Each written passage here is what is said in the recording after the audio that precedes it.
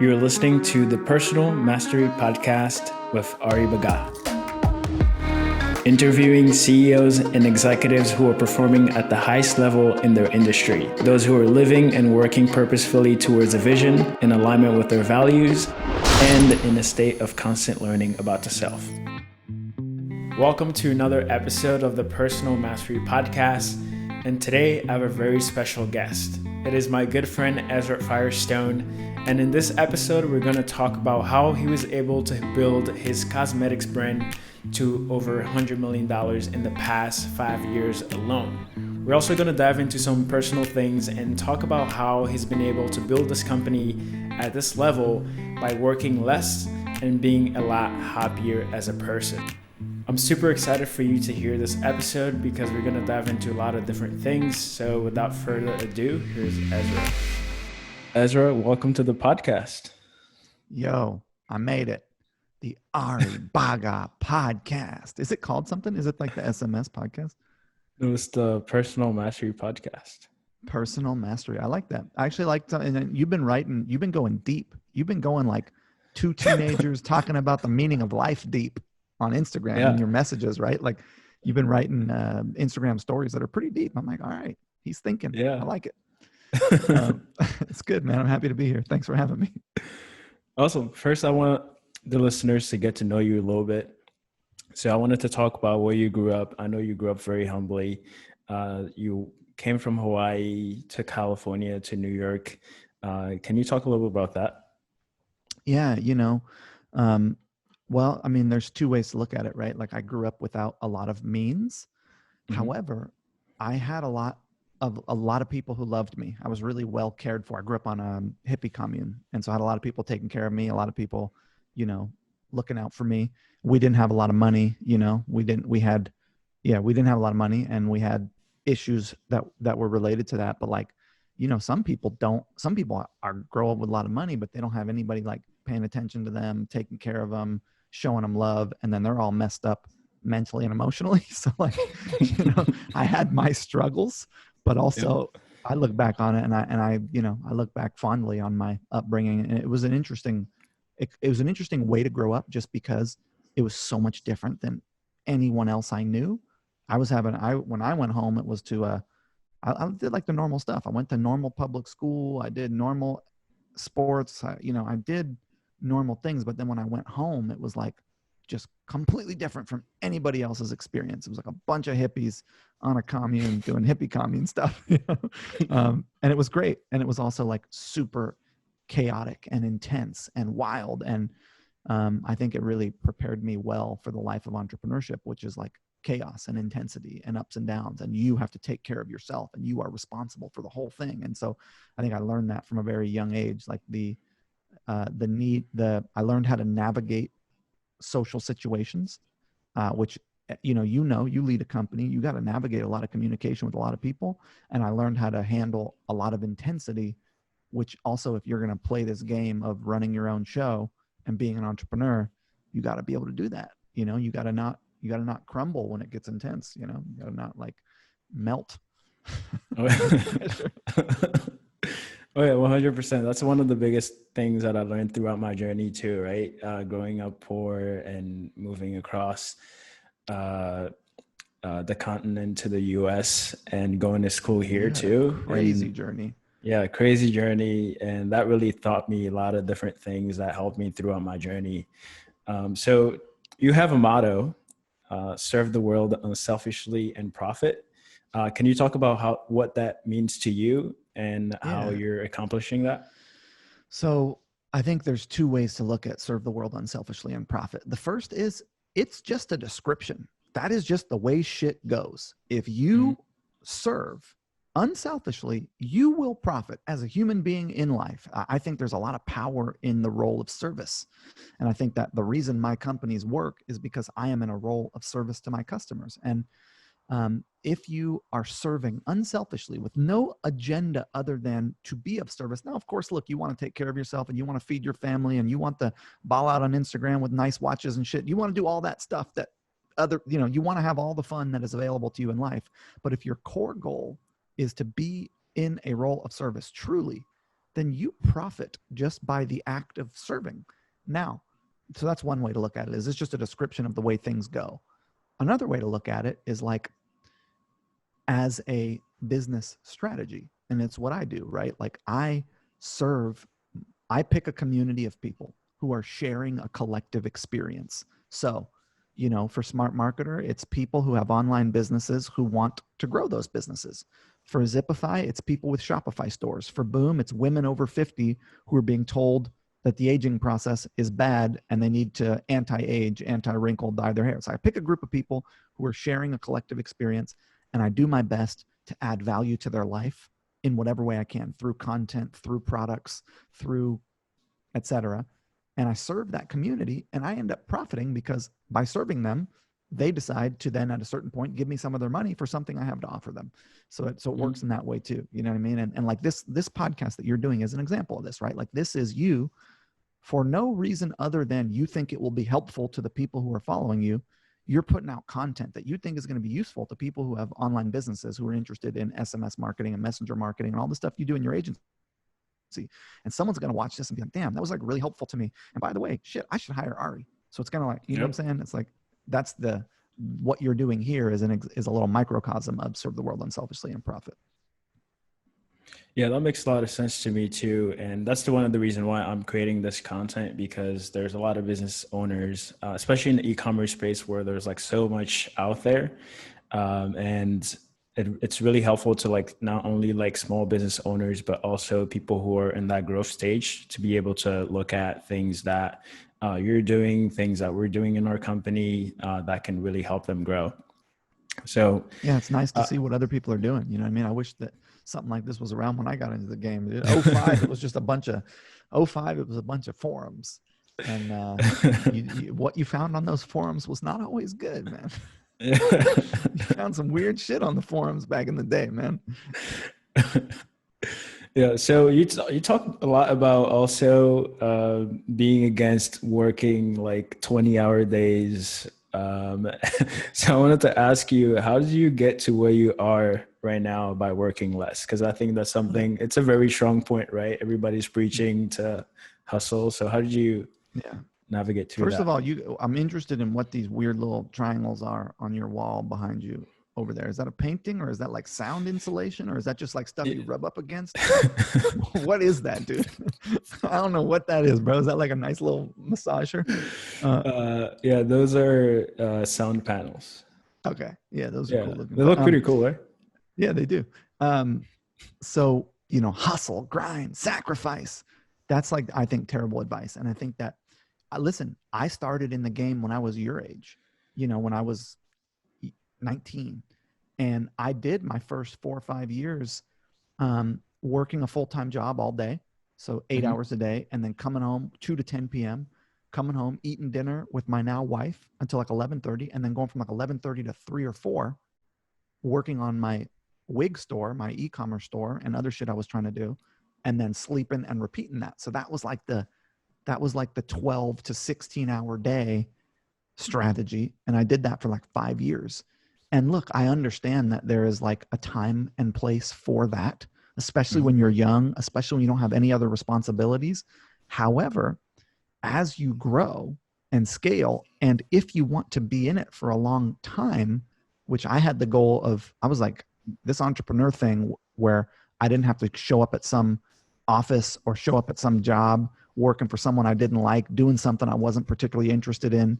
Like I was interested in time freedom, financial freedom, and location freedom, and freedom to spend my time where I wanted to spend it. I remember, dude, I made a video and I was like, here's what I want. I want to be able to work from home. I want to be able to travel when I want to travel. I want to have enough money to take care of my family and do what I want to do. And I want to be able to hang out with Carrie whenever I want. And all that shit came true through this. And so my agenda is to keep this going, right? I'm in it until I'm not in it anymore. I'll probably be doing this until I'm 50 or 60. I got another 25, 30 years or something in the game. Yep. And so if you take the approach of like you are working all day, every day, which is very compelling because, by the way, our work is on the internet and we're always on the internet. So it's hard to like separate from your work life. especially when now we're inside with coronavirus, we don't got much else going on. Like it's compelling to want to spend all your time on your work projects. But what happens is when you do that, one, you tend to neglect your physical body. You tend to neglect your social life. You tend to neglect your personal relationships, like if you have a insignificant other, and you tend to burn out on the work cycle. And so what I actually found was that it was actually better all the way around for me to spend less time working, because then when I did my work, I was fresh. I had gotten perspective when I was away from it. I was taking care of myself. I was having things outside work that were not, like, my whole life was only work at one point. And I was like, this is a shitty way to live. I don't care if I am an entrepreneur. Like, this is not any kind of fun. I don't want to live. I don't want to just be the guy. What am I working for? I'm working to support my life.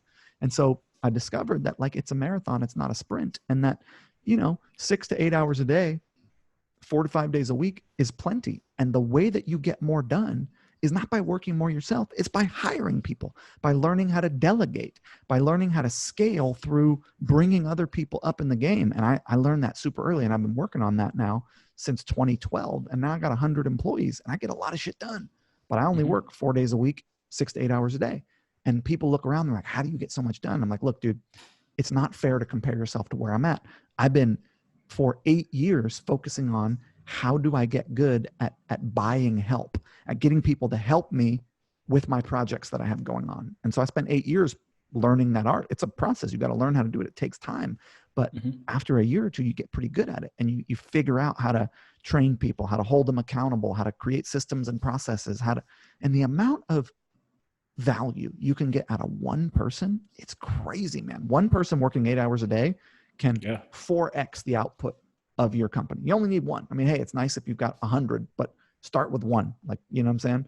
So I think it's actually, again, if the goal is longevity, which for me it is, then working 12 to 16 hours a day is anti the goal, right? It's like, might be good in the short term. And look, there's times like we did a product launch for our mascara. Dude, I had to put in some late nights. Yeah. Okay, that happens. But that's not like that's not my normal life, you know? Yeah, that's one of the things that I found out initially too when I started, is that you have to delegate. And it's so hard to delegate because you feel like you can do those things better than anybody else in your company. But when you get those people who have like a bunch of experience, you find out that they can do so much work, specific work, better than you. And they might be expensive, but you save so much time by not having to train them. You can bring people up who start in customer support and then now are better than you at social media or advertising or copywriting. Like, if you just give them time and energy and training, eventually they become better than you, because you, as the person running it all, your attention's on all kinds of shit. Your attention's on hiring, and it's everywhere. Someone who's just doing social. Like when Laura started, she's my social media director. She started she was working at Cracker Barrel. Then I hired her to do customer support. And then I was like, hey, like, you're pretty savvy. Like, do you want to do social media? I could train you, take these courses, read these books, follow these blogs, start doing it. And now we're 4 years in, and she's way better than I ever was at social. She's a gangster, but it took a couple of years of investing in her. You know what I mean? So you can invest in people too. Yeah. Now I want to get into brand building and how you've been able to build the brand Boom. Right. So can you talk about how that started? Like, why did you choose that niche specifically? And basically all the different research that you did initially that led to actually starting the brand. Yeah, I did a video for my Blue Ribbon Mastermind. I'll send it to you, where I went through all the steps I take before I start a brand, and like how I got to Boom, how I got to the last brand I just started, like everything that I do in order to get a brand off the ground. Boom was not really a story of, I had the idea to sell cosmetics and I thought women over 50 would be great. It didn't come together that way. The way it came together was, I was living with Cindy Joseph. She was a family friend. I had moved to New York. I was 18. I was playing poker for a living. And I was playing poker with Vinny the Limo and Joey Two-Tone and Johnny Cupcake and Bobby Franchise, and they call me Johnny, how you doing? And I'm up all night and I'm sleeping all day and I'm hanging out with a bunch of degenerates with slick back hair and wads of money and guns, and there's no women around. And I'm thinking to myself, I came to New York with two goals, women and money. And I'm making money, but this is my idea of what a person would look for. As a younger version of me, that's what I thought I wanted in life. And it turns out, yes, I did want those two things in addition to other things as well. But the point is that I also had stumbled across the idea that trading time for money was never going to generate me true wealth. And that I needed to build systems that were going to be able to generate money that weren't related to my direct time. And that's how I ended up, long story, finding my way into e-commerce. And I started a costume wig business. And I was living with Cindy Joseph, and she was a former, and I had learned that the best kind of e-commerce business was one that was built around content, not just product, but built around a group of people's experience, like I was telling you about. I'd learned that I met a guy who was a life coach, and he was selling digitally delivered information, much like we do at Smartmarketer, on how to start a life coaching business. And he built this blog and content catalog all about, coaching and what it was and how to do it well and how you could start your own coaching practice, and health coaches and relationship coaches and business coaches. Now that shit is mainstream, but it wasn't mainstream at that time. Nobody had heard of coaching. And he built this content business, and then he sold his courses to the people that subscribed to his content. And I was like, that is an interesting model, because those people are really connected to him and what he's saying. And they're predisposed to want to buy his stuff. And so my wig business was just Google search. Someone types in Elvis wig, I buy an ad, or I rank on Google for Elvis wig, they buy it from me. So it was very transactional. And I wanted an e-commerce business that had that community component. Now everybody talks about brands. They talk about community.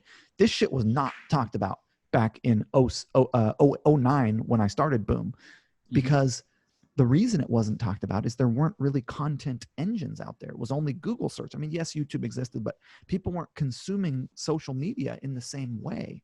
So it wasn't a thing yet for brands to be brands that had that were content publishers. That was not yet popular.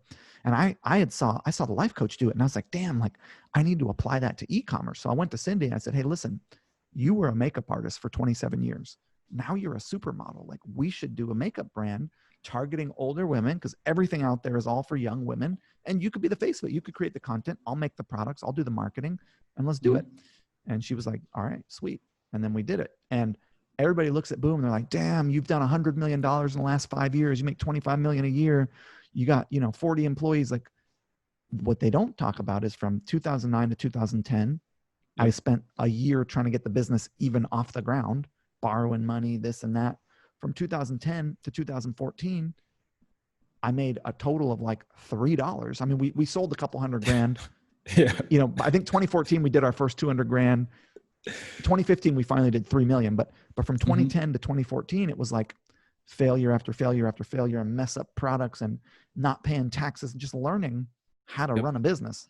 So it's like, you don't see any of that now. All you see is like, hey, I look super successful, but you don't see the journey of like, I'm a decade into that brand. And this is what I tell people who, everybody comes on the internet now who are trying to get in the game and get started, and they see people like me and they're like, I want that. And I think you really need to give yourself 24 to 36 months with a new project before you judge it. Because think about this, it's going to take you 6 months to even figure out, let's just say it takes you 6 months to figure out what you want to sell. Then it takes you 6 months to figure out a supplier, back and forth with them, the product, the labels, the certification, anything you need, the initial order. So you're like maybe 9 to 12 months in, and you finally have products. Then you got to do a photo shoot. You got to build your technology stack, your Shopify, your Klaviyo, your Connect, what connects my SMS app. You got whatever, your Zipify pages, your one-click upsell, your Facebook ads. Okay. So that's going to take you 3-4 months to build all the tech, write all the copy, etc. Then you got to launch your ads and let it run for a couple months. So you're like 18 months in to 2 years before you're really kind of even really fully launched. So I think you just got to give it a little more time, and have a little more patience, and like be willing to look at 5 years ahead. Like if you're not looking 5 years down the road, you're not looking far enough down the road. If what you're doing now isn't a part of a vision that lasts at least 5 years, you're not taking a long enough view, because everybody wants to know, like, how can I eat now? I want to Yep. eat. I want to make money. I want to take care of myself. But it's like, okay, I understand. Get a fucking part-time job, pay your bills, so that the entrepreneurial venture doesn't have the pressure of needing to feed you and your family. Like, I had a part-time job and I moonlit my entrepreneurial business. It was much better because then I had the time and space to really do it right, to take the time it needed to build it. Skyscrapers go down 3 stories so that they can go up. And people are trying to like throw up a print-on-demand dropship store. That's just never going to have longevity. And so I'm saying is like, build something of substance and value and take the time. I know this isn't what you asked, but you got me on a roll. 100%. So at this point, you guys have crossed over $100 million in sales. So do you see like we're at like close. 94 million. We'll be at 100 million in like 3 months. Yeah. Well, by the time this is out, you might be at 100 million. So like, and you guys are profitable. That's one thing that I do want to talk about, is that a lot of brands you hear they're doing hundreds of millions of dollars, and the news come out that, oh, they're losing like a couple $1 million a month. So I know it's crazy. Paid acquisitions is a big part of customer acquisition today. The cost of ads have gone up.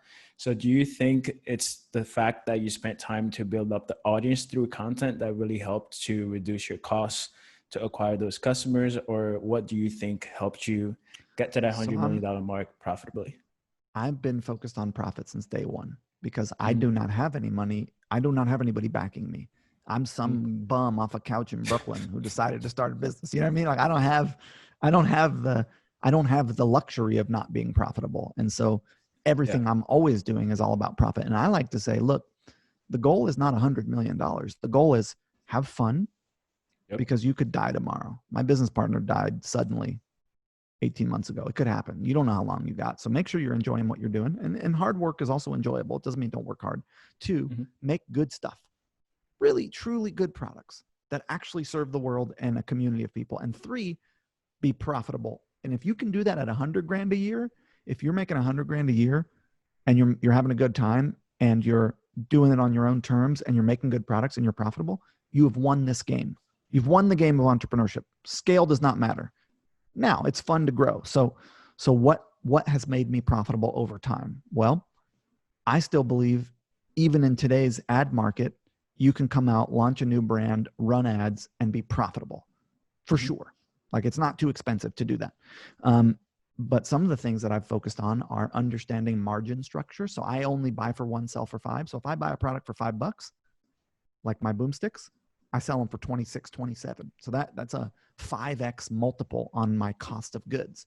That gives me enough margin to pay for ads, to pay for overhead, to pay for my employees, right? So like, people who struggle have bad margins, right? That's a mistake people make, is not understanding margin structure. It's one of the reasons why software and information are great businesses, because they have very high margins, right? Like Zipify might make 500 grand a month in revenue at a 20% profit, 100 grand in profit. Now, of course, I got to reinvest that back into the company.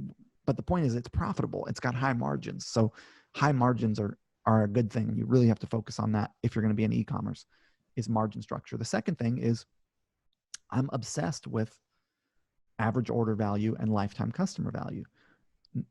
No matter what way you want to do it, electronics, apparel, beauty, health, high ticket, low ticket, Amazon, Shopify, no matter what way you want to do it, when you got an e-commerce store and you get 10 people to buy from you, 7 or 8 of them, 70 or 80%, they're never come for the rest of your life. No matter what you do, they're never coming back ever again, right? So you got to make sure you've got upsells, cross sells, bundles, pre-purchase upsells, post-purchase upsells. You got to maximize your average order value. Now, then the game becomes the 20% or 25% of people who will buy a second time.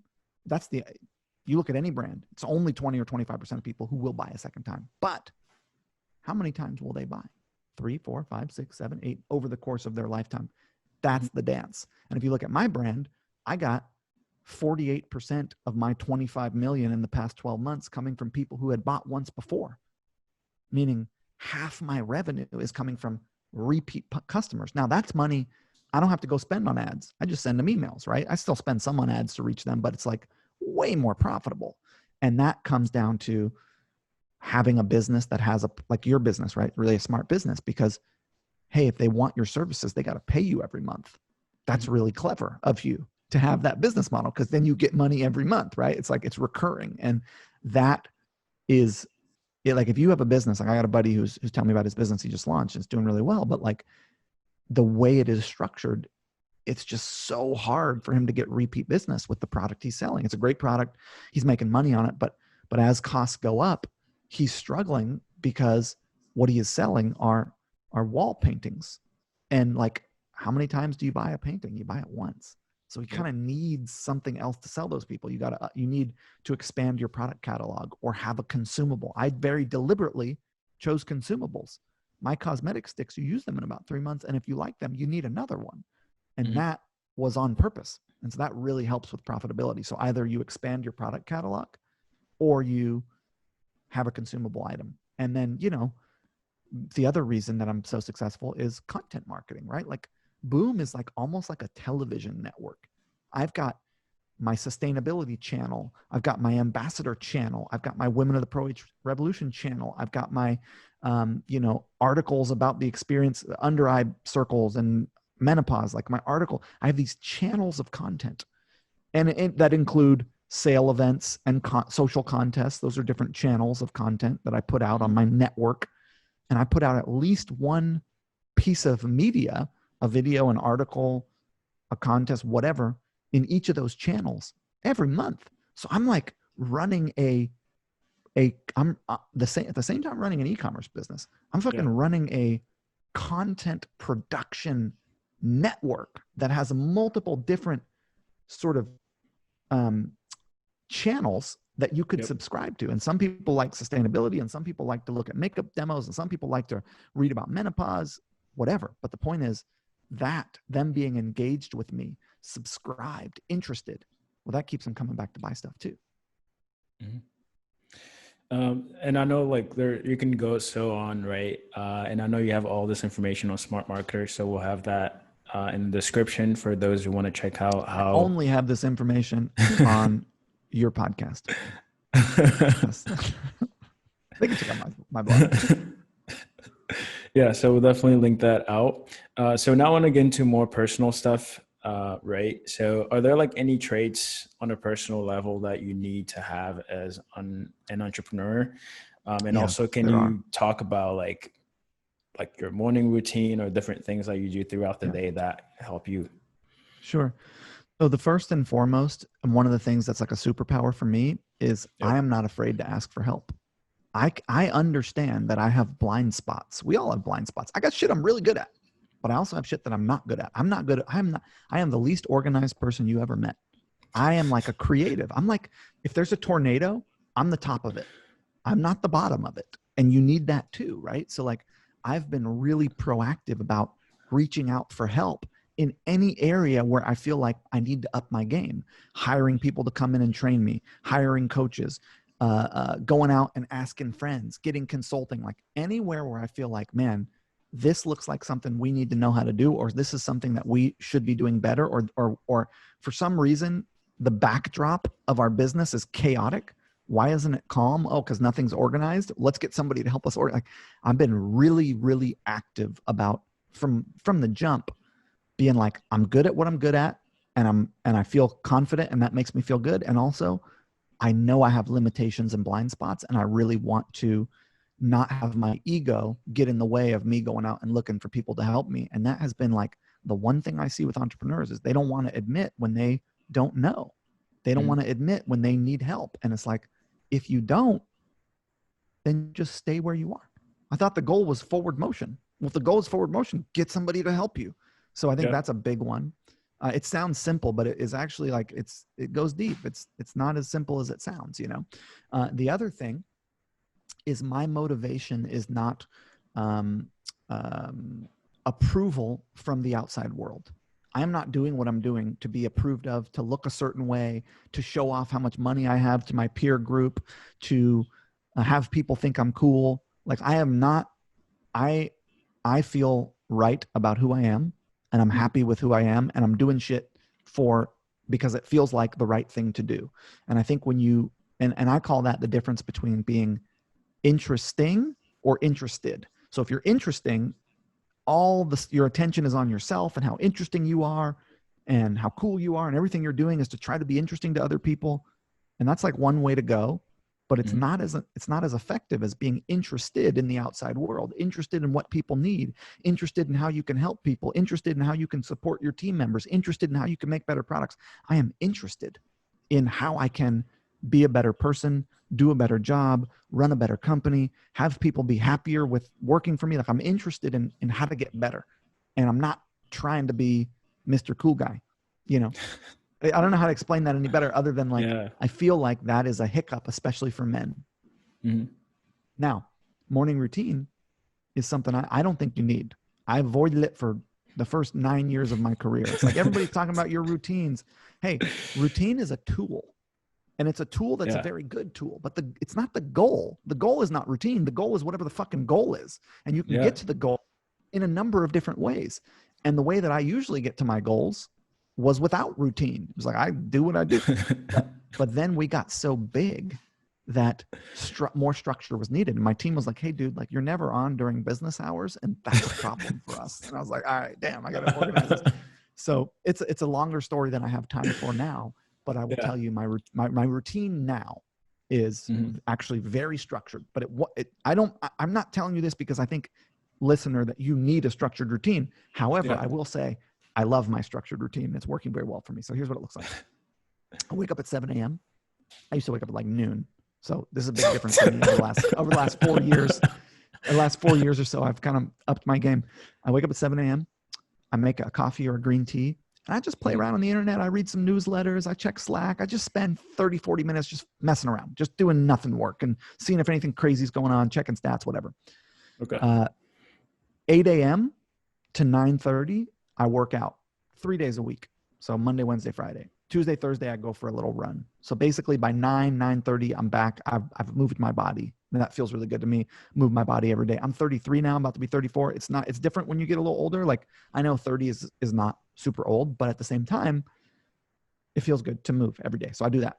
I come back. I eat breakfast with my wife. We talk about our day. We talk about what she's doing, what I'm doing. We spend a little time together. By 10:30, I'm working. I put in 10:30 to about 2:30. I break for an hour for lunch. By about 3:30, I put in another 2 hours of work, maybe 3 sometimes, and I'm done by 5:30 or 6. I do that 4 days a week, Monday, Tuesday, Wednesday, Thursday. And then 6 p.m. after 5:36, I'm like socializing, or I'm going on a date with Carrie, or we're going to our land and swimming in the river. We're grilling, we're having fun. We're reading, we're participating in we're doing some shit that is not work related. Yeah. You know, I'm hollering at you saying, come upstate. What are you doing in the city? And then I'm canceling on you the day before, whatever, you know what I mean? So I apologize about that, but I still think you should come upstate. But, and then Friday, I have what I call silent Fridays, where there's nothing on my agenda. And of course, Monday and Wednesday calls all day.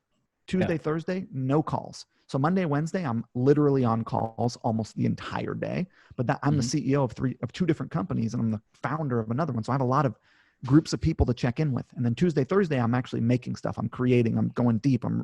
Tuesday, Thursday are like my actual work days. Monday, Wednesday are my like hold the container, check in with everybody, check work, make sure shit's cool, those kind of things.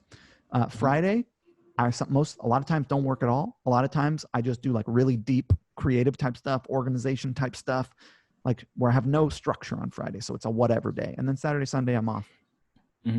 Yeah, that's one thing that we're moving towards here as a company too, towards a 4-day work week.